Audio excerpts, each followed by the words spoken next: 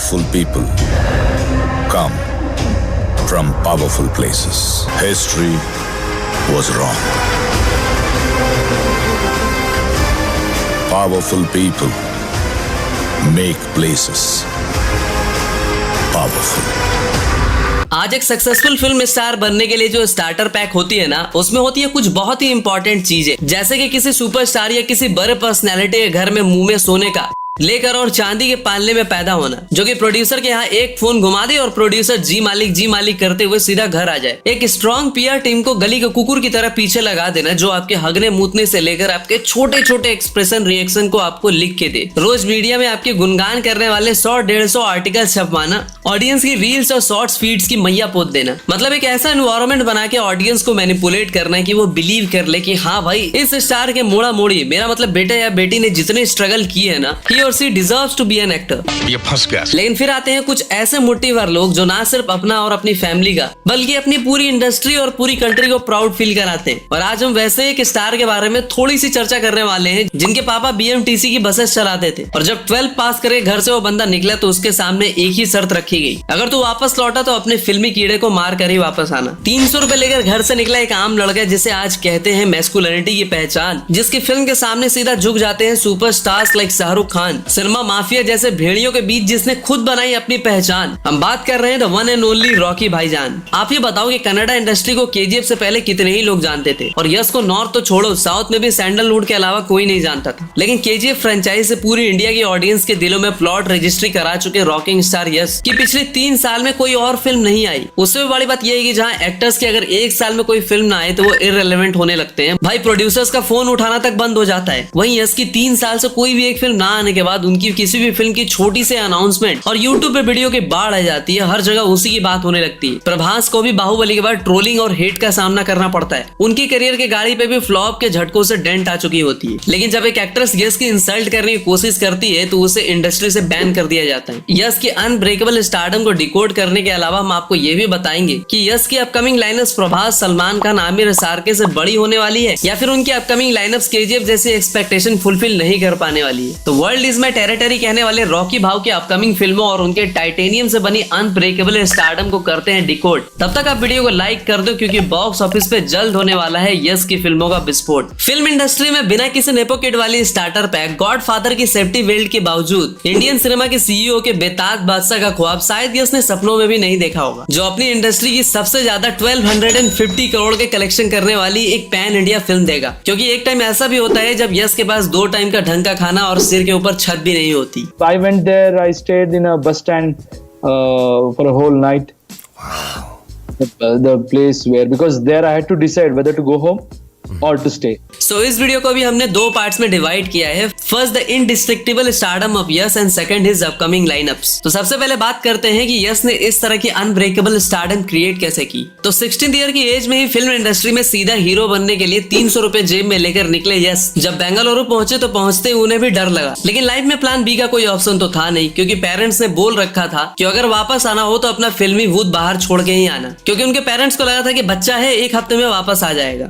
Okay, जाओ, but if you come back, we will never let you go again to Bangalore.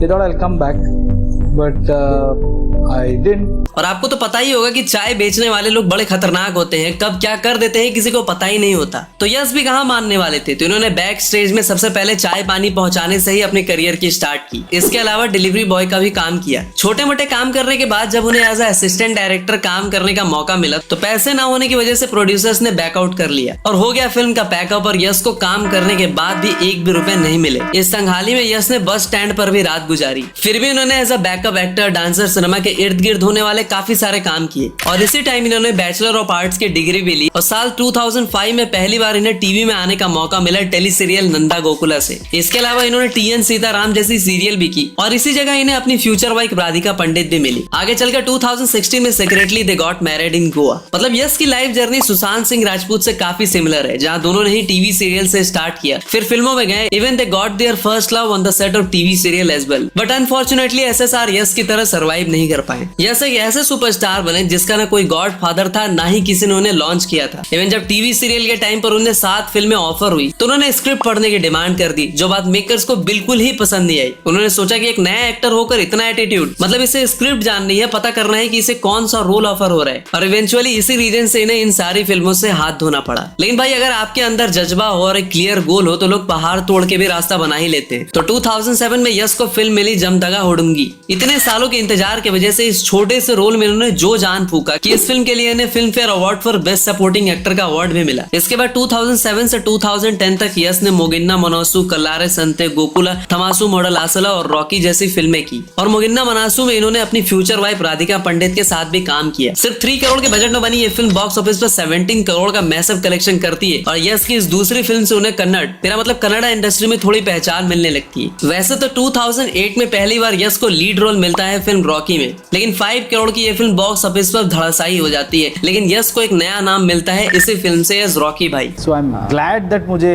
Overnight success नहीं मिला और मेरा launch नहीं हुआ।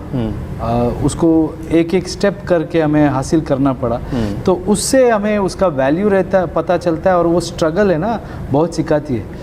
सक्सेस कुछ नहीं सिखाता है ज़िंदगी में। सक्सेस में तो सब आपको चढ़ाते हैं और सब अच्छा लगता है, सब कुछ अच्छा लगता है दुनिया। 2009 में अगेन इन्होंने कल्लारा सांते जैसी फिल्म से कमबैक किया। 4 करोड़ की बजट वाली इस फिल्म ने 8 करोड़ का कलेक्शन किया। वेल अगर मैं आपसे पूछूं कि रॉकी भाई का ख्याल आते ही आपके दिमाग में क्या आता होगा? स्वैग, बियर्ड, फाड़ू एक्शन एंड नो डाउट सलाम रॉकी भाई वाला गाना। लेकिन यस इतने हम्बल हैं और इनका सेंस ऑफ ह्यूमर इतना अच्छा है कि जब मीडिया ने इनसे कांतारा से रिलेटेड टेढ़े मेढ़े सवाल पूछे तो उन्होंने जो कहा that was totally unexpected. This seems to be the year of the Kannada film, because even as we speak, Kantara, your new film is not your film but a Kannada film, is making waves, high praise, and again a low budget film that's making a lot of money.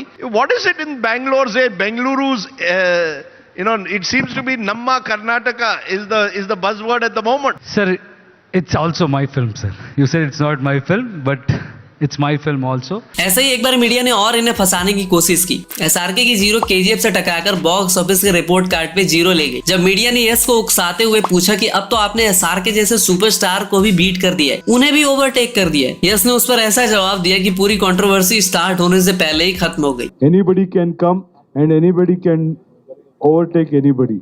So every Friday is a new thing, and I can't say I've overtaken anybody.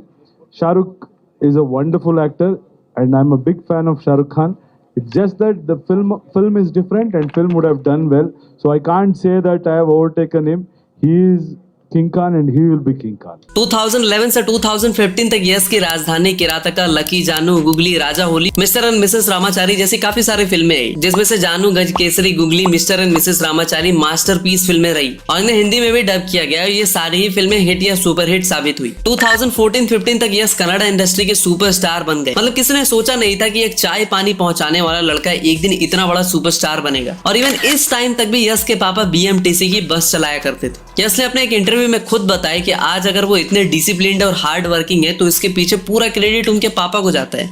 When I see my father working hard, when I see my mother being so grounded even after having everything, so that teaches you a lot, and just the conviction what they had while in my childhood, they always believed that I'll be somebody, or they wanted best out of, I think, every parent. क्योंकि उन्होंने बचपन से अपने पापा को रोज जल्दी जल्दी नाश्ता करके ऑन टाइम 8 बजे ड्यूटी जाते देखा था। क्योंकि उनके पापा का कहना था कि अगर मैं लेट होता हूँ तो रोज सैकड़ों लोग अपने ऑफिस और दूसरे काम के लिए लेट हो जाएंगे। 2014 में इन्हें अपनी फिल्म गुगली के लिए बेस्ट एक्टर का कन्नड़ा फिल्म का फिल्म फेयर अवार्ड भी मिलता है और इसी फिल्म के लिए सिमा अवार्ड भी मिलता है। यश की गुगली देखने के बाद ही प्रशांत नील डिसाइड कर लेते हैं कि भाई अगर केजीएफ बनानी है तो उसमें लीड रोल में यश के सिवाय कोई और हो ही नहीं सकता। और ठीक प्रभास की तरह अपने रीजनल इंडस्ट्री में स्टार बनने के बाद 1 साल में धड़ाधड़ फिल्में छापने के बजाय यश ने भी एक बड़ा विजन देखा और वो थी पहली Kannada pan India film KGF. इस फिल्म के लिए यश ने अपने 2 साल दे दिए। 2016 से 2018 तक इन्होंने प्रशांत नील के साथ खूब खून पसीना बहाया। जब 2018 में यश ने एसआरके की 0 के साथ अपनी फिल्म की डेट अनाउंस की तो सभी ने उन्हें समझाया, उनके वेल विशर्स ने उन्हें समझाया कि इतने बड़े प्रोजेक्ट की लुटिया काहे डुबाने में लगे हो। लेकिन यश केजीएफ को लेकर इतने कॉन्फिडेंट थे कि उन्होंने कहा कि मैं खुद शाहरुख खान का बहुत बड़ा फैन हूँ और मैं जीरो भी देखने जाऊंगा। टाइम्स ऑफ इंडिया के एक आर्टिकल के अकॉर्डिंग केजीएफ की मेकिंग में उन्हें समझ में आ गया था कि ये फिल्म कुछ बड़ा करने वाली है। एंड 80 करोड़ की ब्लैक एंड व्हाइट केजीएफ ने भाई किस तरह 250 करोड़ का कलेक्शन किया वो तो आप जानते ही होंगे। केजीएफ ने कन्नड़ इंडस्ट्री के लिए पहली बार पैन इंडिया का पोर्टल खोल दिया। उसके बाद 777 चार्ली, कांतारा जैसी फिल्में भी पैन इंडिया पे अपनी पोटेंशियल दिखा पाई। जब प्रशांत नील पहली बार यश से मिलने उनके घर पहुंचे तो उन्होंने यश के बॉडीगार्ड राम को देखा और यश से कहा कि क्यों ना राम को ही केजीएफ का विलन चूज कर लिया जाए। यश भी मान गए और इवन राम को एक्टिंग तक सिखाई। किसी ने भी नहीं सोचा था कि एक नया एक्टर गरोड़ा के रोल में जैसा जान फूकेगा कि लोग ठर्रा जाएंगे। और आगे चलकर इंडिया में सलमान भाई की सेरा से भी ज्यादा राम को पहचान मिली और सालार में भी वो एक प्रोमिनेंट रोल में देखने को मिले। इसके बाद जब कांड विद करण के शो पर कंट्रोवर्सी क्वीन रश्मिका आई तो उन्होंने यश को शो ऑफ स्टार बता दिया, जिसके बाद यश फैंस ने इनकी कह के लेनी स्टार्ट कर दी। उन्हें बुरी तरह से ट्रोल भी किया। फिर जाकर इनकी अकल ठिकाने आई और उन्होंने यश और उनके फैंस दोनों से माफी मांगी। जहाँ केजीएफ पहले पार्ट के लिए यश को बॉलीवुड में किसी ने भाव नहीं दिया तो सेकंड पार्ट के लिए बॉलीवुड माफिया करण जौहर ने खुद इनके लिए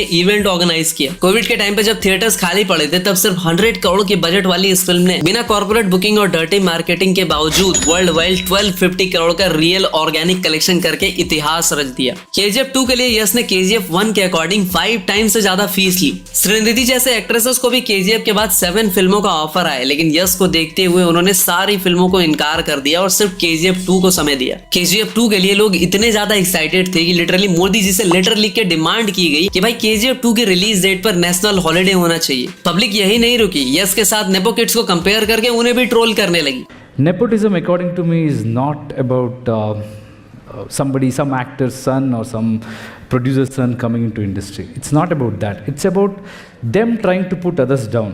केजीएफ 2 के बाद यश के अंदर स्टारडम का घमंड आने के बजाय उनके अंदर और भी ज्यादा हम्बलनेस देखने को मिली। केजीएफ 2 के बाद बेंगलोर के एक इवेंट में यश और बाकी स्टार जब पहुंचे तो वहां पर अप्रोक्स 700 लोग प्रेजेंट होते हैं और वो सारे लोग यश के लिए ही वहां पर गए होते हैं। जब बाकी सारे सेलिब्रिटीज वहां से चले जाते हैं तब भी वो 700 लोग वहां पे प्रेजेंट होते हैं बिकॉज वो लोग तो अपने बिलव्ड रॉकी भाई को देखने आए होते हैं। इसी को देखते हुए इवेंट ऑर्गेनाइजर यश से रिक्वेस्ट करते हैं कि प्लीज आप इन लोगों के साथ एक ग्रुप ही ले लीजिए। यश अपने फैंस के ओवरवेलमिंग रिस्पॉन्स को देखते हुए जो करते हैं वो सबको चौंका कर रख देती है। यश कहते हैं कि नहीं, मैं ग्रुप ही नहीं लूंगा, मैं इन 700 लोगों के साथ एक एक करके सेल्फी लूंगा। और ये सिनेमा के हिस्ट्री में शायद ही किसी दूसरे स्टार ने पहले किया था। India's #1 superstar is giving single pics for every guy, every individual.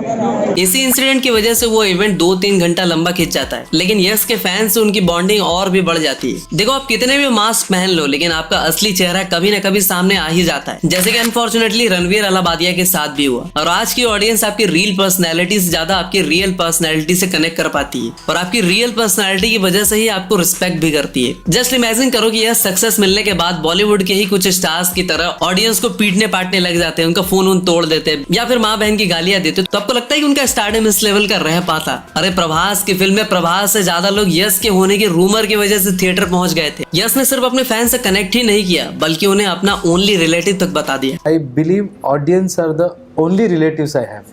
Sweet. Okay, because they are not biased. Yeah. They have supported me. See, like this market also, they have accepted my work. They don't know who I am. In the chapter 1, they never asked me where have you come from, which caste do you belong to, which religion do you belong to, or how much money you have, who is backing you. Nothing. They come inside theater, they watch your work. If they like it, then they call you a star. They celebrate you. इसके पीछे भी एक बहुत बड़ा reason है। Yes के relative compare to them थोड़े अमीर होते हैं और जैसा कि हमारे इंडिया में होता है कि अक्सर हमारे अमीर रिलेटिव्स हमें और हमारे पेरेंट्स को नीचा दिखाने, उनकी बेइज्जती करने का कोई भी मौका नहीं छोड़ते। इसलिए जब यस बेंगलोर जाते हैं तो उनके पेरेंट्स उन्हें स्ट्रिक्टली समझाते हैं कि भैया किसी भी रिलेटिव के यहाँ मत चले जाना। इसलिए जब यस स्टार बनते हैं तो वो अपने किसी भी रिलेटिव से कोई कनेक्शन नहीं रखते, क्योंकि सीधी सी बात है कि जो अपने स्ट्रगल डेज में आपके साथ खड़ा है वही आपका असली रिलेटिव है। जिस तरह बॉलीवुड में एक टाइम पर हीरो के स्टाइल को लोग ब्लाइंडली फॉलो करते थे, ये कल्चर कहीं ना कहीं ऑब्सोलेट हो चुका था। लेकिन रॉकी भाव के ग्रे कैरेक्टर से यूथ इतने ज्यादा इन्फ्लुएंस्ड हो जाते हैं कि एक टाइम पे बियर्ड रखने वालों को गुंडा मवाली समझा जाता था। वही इस फिल्म के बाद बियर्ड और लंबे बाल एक ट्रेंड बन जाता है और जहाँ बाकी स्टार्स की एक फिल्म में क्या हिट हो जाए वो 40-50 इंटरव्यू दे देते हैं, वहीं यश की फिलॉसफी थोड़ी सी अलग है। इसी के बारे में जब फेमस क्रिटिक अनुपमा चोपड़ा जी उनसे पूछती हैं तो यश बड़े ही कैंडिड और क्लोज एंडेड आंसर देते हैं। After this massive blockbuster, you didn't give 30 interviews, okay? You didn't post creatives talking about box office, which is a very unique way to approach stardom. Why have you chosen this?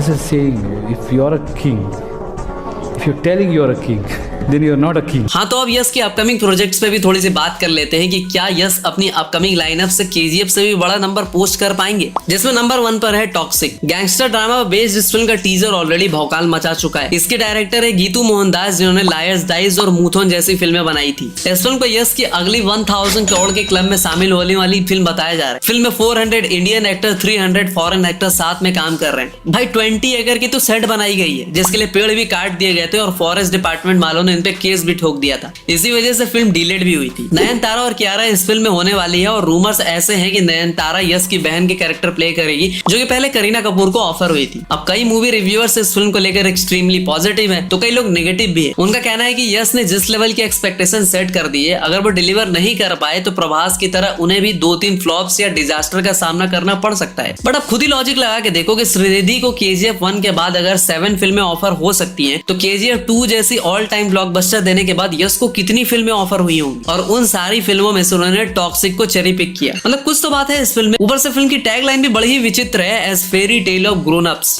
And what does toxic, a fairy tale for adults mean?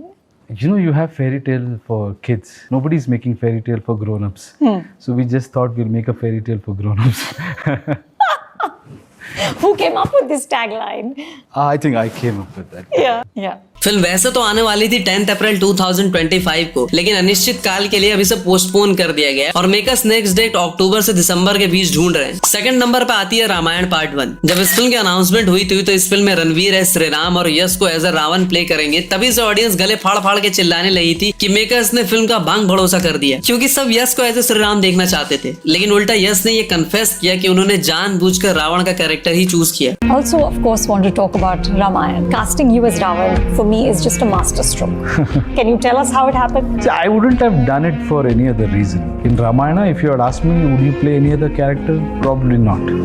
For me, Ravana is the most exciting character to play as an actor. इस film में रणवीर कपूर अपना part shoot कर चुके हैं। अब अक्षा बीच पे यश की shooting होने वाली है, जिसमें रियल लोकेशन और ग्रीन स्किन पे हाई एंड VFX का यूज किया जाएगा, जिसके लिए रणवीर की कोई जरूरत ही नहीं होगी, क्योंकि ये श्रीराम रावण का कोई फेस ऑफ सीन नहीं होने वाला। अगर विकी पे कास्ट चेक करोगे तो पता चलेगा कि रणवीर श्रीराम और परशुराम दोनों अवतार प्ले करेंगे। इसके अलावा Yash as Ravan, Sai Pallavi as Mata Sita, Big B as Jatayu, Arun Govil ji as Dashrath और सनी देओल एज हनुमान जी। इसके अलावा रकुल प्रीत, लारा दत्ता, मतलब सोशल मीडिया एप्स के टर्म्स एंड कंडीशन से भी ज्यादा सोफिस्टिकेटेड स्टार कास्ट होने वाली है इस फिल्म की। 835 करोड़ जैसा मैसिव बजट है। ऐसे में मेकर्स 2025 के अप्रैल एंड तक शूटिंग निपटा लेना चाहते हैं, और जैसा कि ये एक हाई एंड VFX वाली फिल्म होने वाली है, तो मेकर्स का प्री प्रोडक्शन में काफी टाइम जाने वाला है। इसलिए इसे 2026 के दिवाली पे लाया जाएगा, क्योंकि मेकर्स आदि पुरुष वाली गलती से सीख ले चुके हैं। नंबर 3 पे है the most awaited film KGF chapter 3। Prashanth Neel ने खुद कहा था कि मैं रहूं या ना रहूं, KGF 3 तो जरूर आएगी, और फिल्म में यश तो होंगे ही। इस बार फिल्म की स्टोरी 1978 से 1981 की होगी, और हमें दिखाया जाएगा कि इंडियन ओशन में डूबने के बाद रॉकी भाई कहाँ थे। KGF 3 will happen. KGF 3 is also a script that was already written. Otherwise, we wouldn't put it in part 2. But in the end of part 2, that we were making KGF 3. It's just that we have to align again. और जैसा कि यश और प्रभास के fan सालों से दोनों को साथ में स्क्रीन शेयर करते हुए देखना चाहते हैं, लेकिन यश ने इस स्पेकुलेशन पर नो कह दिया है। बट किसे पता रॉकी भाई ना सही सालार 2 में किसी और ही कैरेक्टर में यश देखने को मिल जाए। तो भाई आज के लिए इतना ही। ऐसी वीडियो बनाने में फटके 74 हो जाती है, तो लाइक मारो, और वीडियो पसंद आई हो तो दोस्तों में प्रसाद की तरह बांटो। मिलता हूँ अगली वीडियो में, तब तक के लिए हर हर महादेव।